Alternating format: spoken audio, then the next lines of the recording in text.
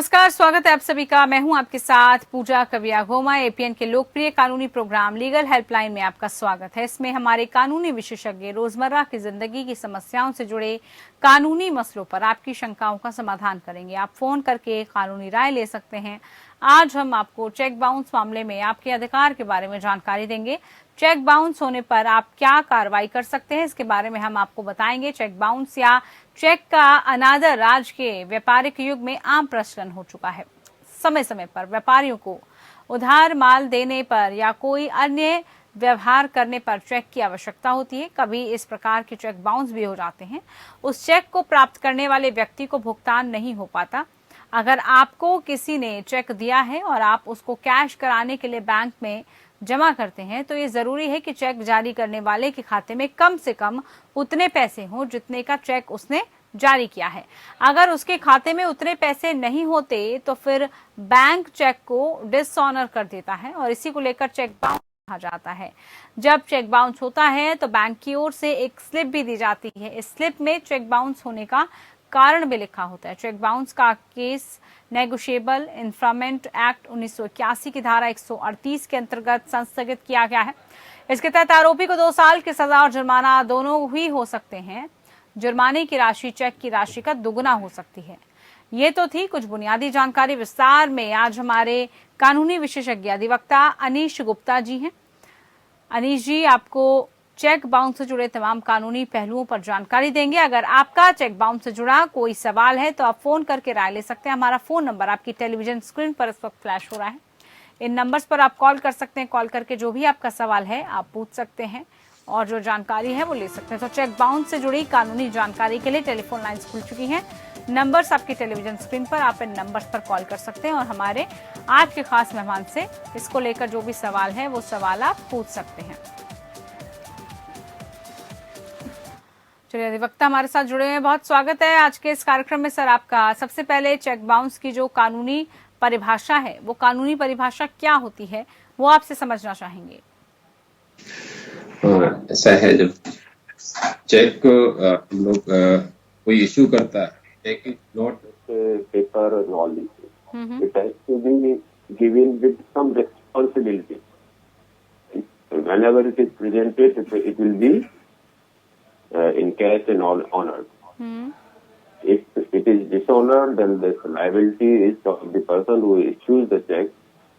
तो उसके ऊपर एक लाइबिलिटी क्रिएट होती है जी। और लाइबिलिटी के लिए उसमें जो व्यवस्था है, एक उसकी डिमांड की जाती है। डिमांड करने के बाद अगर विद इन 15 डेज पेमेंट नहीं होता है तो क्रिमिनल लाइबिलिटी और सिविल लाइबिलिटी दोनों तरह की लाइबिलिटी होती है।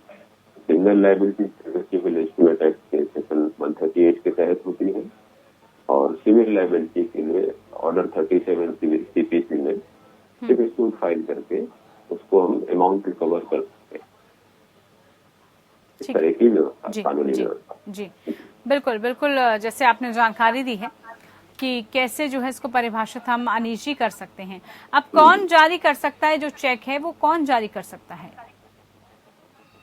जो जिस भी व्यक्ति का बैंक में अकाउंट है और अपने लीगल लाइबिलिटी को डिस्चार्ज करने के लिए, फुल डिस्चार्ज करने के लिए, पार्ट पेमेंट के लिए, he can issue the cheque. ठीक है। अगर अनीश जी हम बात करें नेगोशिएबल इंस्ट्रूमेंट एक्ट की, तो ये क्या होता है, क्या है ये पूरा एक्ट? नेगोशिएबल इंस्ट्रूमेंट बहुत सारे जैसे प्रॉमिसरी हैं या और सारे तरह के उनको डील करने के लिए इंस्ट्रूमेंट है। पुराना लेजिस्लेशन है, जो रजिस्ट्रार लाइसेंस होते उसी तहत काम कर। प्रॉमिसरी नोट होता था, किसी को प्रॉमिस किया अपने कि मैं इतना अमाउंट दूंगा, तो there has to be a definite amount and all this thing. Uncertain amount के लिए प्रॉमिसरी नोट नहीं हो सकता है, there has to be definite certain amount होना चाहिए। तो इसी तरह से चेक में भी आपको सर्टेन अमाउंट है, सर्टेन अमाउंट होता है, उसी के लिए आपको लायबिलिटी बनती है। अगर बात हम करें चेक की, तो वो कब कब बाउंस होता है, कैसे कैसे उसकी जो पूरी प्रक्रिया है वो रहती है sir?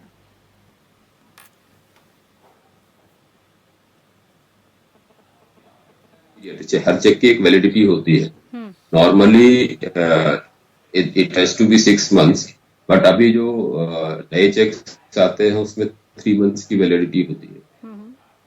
With in the validity period आपको वो चेक प्रेजेंट करना होता है बैंक में. जो ड्रॉई होता है जिसको फेवर में चेक मिला हुआ है, you will present it to the bank और बैंक उसको नॉर्मली ऑनर करती है. अब उस चेक डिसऑनर होता है. चेक में आपका अमाउंट, एक तो बैंक में अकाउंट आपका इनसफिशियंट वो ग्राउंड होता है कि चेक में आपने कोई ओवरराइटिंग किया हुआ है, चेक डिसऑनर होगा. आपके सिग्नेचर्स मैच नहीं करते तो डिसऑनर होगा. तो ऐसे किसी रीजन से जिसमें डायरेक्टली जो रिस्पॉन्सिबिलिटी है ड्रॉर की तरफ से होता है, ड्रॉर की फंड से कोई अगर चेक बाउंस होता है तो उसकी रिस्पॉन्सिबिलिटी ड्रॉर की होती है कि उसका रीपेमेंट उसको शो करे. तो उसके लिए एक डिमांड. बिल्कुल. अनिश जी, अगर हम बात करें अब इस पूरे केस में, तो क्या कोई इसमें क्रिमिनल केस भी दायर कर सकता है इस तरीके के केसेस में? क्या? जी, क्रिमिनल केस दायर होता है. पहले क्रिमिनल केस दायर करने के पहले जब चेक बाउंस होता है उसकी इंटीमेशन हमको मिलती है. उस इंटीमेशन, जब बैंक हमको इंटीमेशन देता है उसके विद इन 30 days हमको एक डिमांड नोटिस देनी पड़ती है जिसने चेक इश्यू किया उसको. उस डिमांड नोटिस में हमको 2-3 बात स्पेसिफिकली लिखनी होती है कि जो आपने चेक इश्यू किया था वो लीगल लायबिलिटी की डिस्चार्ज के लिए किया था. That may be part discharge और डिस्चार्ज. ठीक है ना. और हम उसका जो डिमांड करते हैं कि 15 days to repay that amount, cheque amount.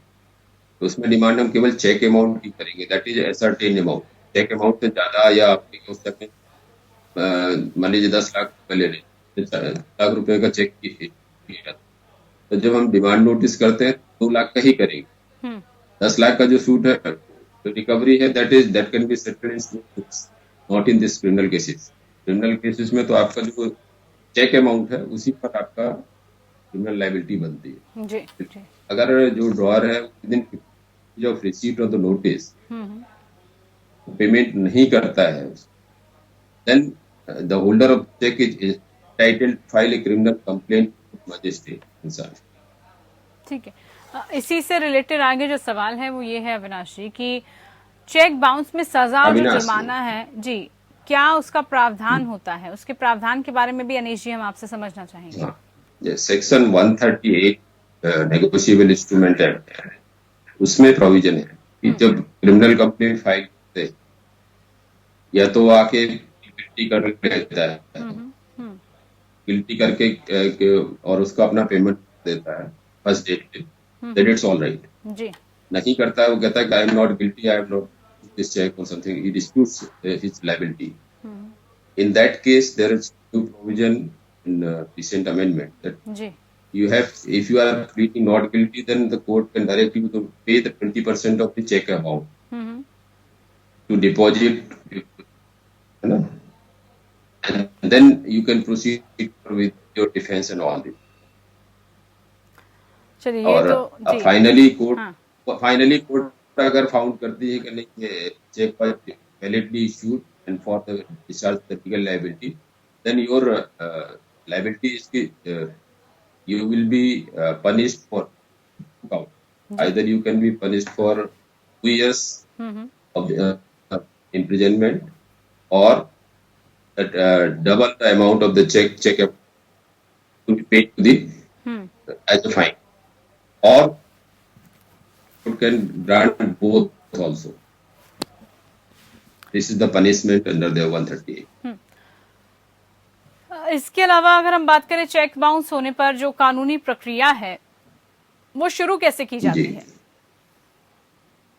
उसकी शुरू चेक जैसे once we receive the intimation from the bank that check is dishonored, within 30 days of the date when the bank has given us intimation, within 30 days we have to issue notice, demand notice to the issuer of the check, drawer of the check. and that check that notice will contain that you have to pay the check amount within 30 days, ji.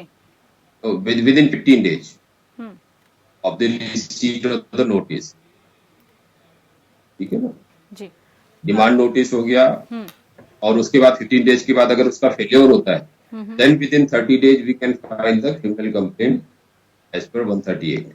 Legal helpline में जिसमें आज हम बात कर रहे हैं cheque bounce की, अगर इसको लेकर आपका कोई भी सवाल है तो आप हमारे इस खास कार्यक्रम में जुड़ सकते हैं। खास मेहमान हमारे साथ लगातार जुड़े हुए हैं जो हमें तमाम जानकारी दे रहे हैं। अब हम जरा बात करते हैं दस्तावेजों की। सर, किन किन दस्तावेजों को अर्जी के साथ इसमें लगाना पड़ता है, किसकी आवश्यकता होती है? उसमें हमको ओरिजिनल चेक लगाना होगा, उसके साथ में जो बैंक से जो इंटीमेशन मिला है डिसऑनर का, जिसमें रीजन दिया होता है कि क्यों चेक क्यों डिसऑनर हुआ है, वो भी हमको उसमें साथ में लगाना होता है जी। और साथ में हमको जो लीगल नोटिस है उसको भी लगाना होगा कि हमने ये लीगल नोटिस हमने डिमांड किया था विदिन 30 डेज। उसका जो एक्नॉलेजमेंट होगा रिसीट का, पोस्टल रिसीट का लगाना होगा या ये नोटिस इस दिन उनको सर्व हो गया था and they have failed to pay the amount within 15 days, वो आपको उसके साथ ये सारी इतने डॉक्यूमेंट्स बेसिक डॉक्यूमेंट्स लगाने। जी जी। अब जरा आपसे हम समझना चाहेंगे कि जो समन और वारंट है उसके बारे में हमें बताएं, वो इन सब में कब दिया जाता है, कैसे इसको दिया जाता है? जब हमने कंप्लेंट फाइल करी कोर्ट में, उसके बाद कोर्ट समन्स इश्यू करते हैं। जी जी। ठीक है ना? समन्स इश्यू के करने के बाद तो फर्स्ट डेट पे जो इश्यूअर ऑफ द चेक है, जिसको हम एक्यूज्ड करते हैं, तो उसको फर्स्ट डेट पे आके अपने बेल बॉन्ड सबमिट करने होते हैं कि I will be present on all the hearings of court. ठीक है, और वो प्रेजेंट करता है। अगर वो फर्स्ट डेट पे नहीं आता है, then court can issue the warrants against him, first bailable warrants, if still is not coming, non bailable warrants. अगर बात करें यहाँ पर हम मजिस्ट्रेट के न्यायालय का जो निर्धारण है, वो निर्धारण कैसे इसमें होता है सर?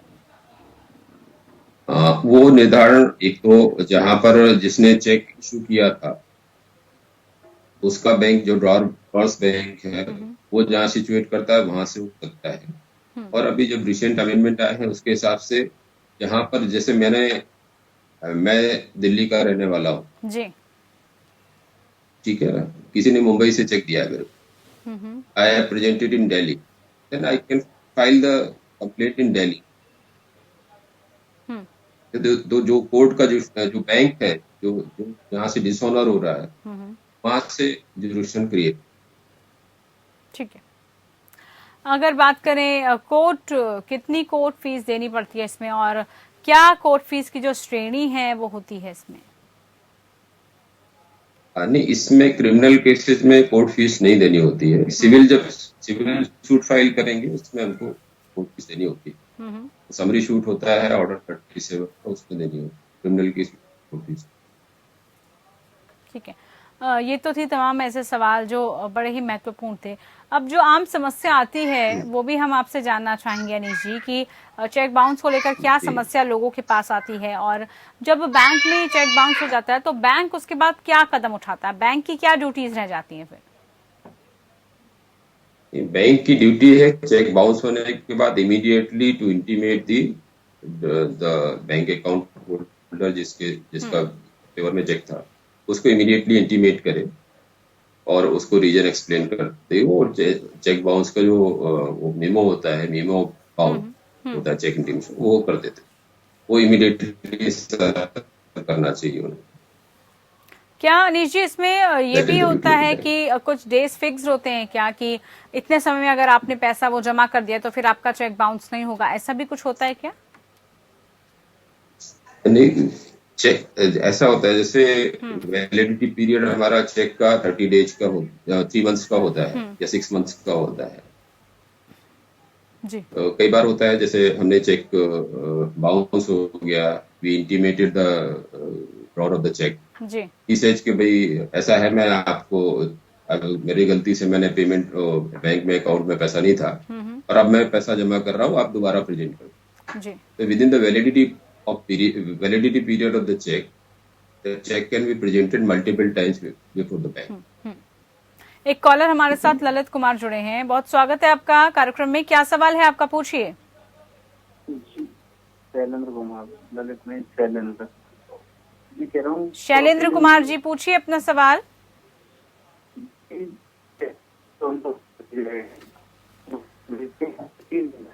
आवाज नहीं आ रही शैलेंद्र, आपकी आवाज नहीं आ पा रही है, फिर से अपना सवाल दोहराइए।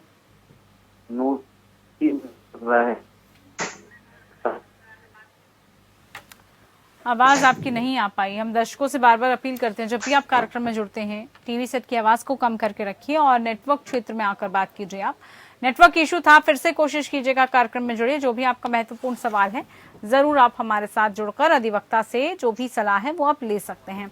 अब आपसे यही हम समझना चाहेंगे, क्या लोगों के बीच में जो है भ्रांतियां भी रहती हैं, कई बार उनको सही से जानकारी नहीं होती है कि कितने समय में जो है जो बैंक है उसको बाउंस कर देता है, और जब ये चेक बाउंस हो जाता है तो उसके बाद क्या कदम उठाना चाहिए? जिनका चेक बाउंस हुआ उसको भी सबसे पहले क्या करना चाहिए?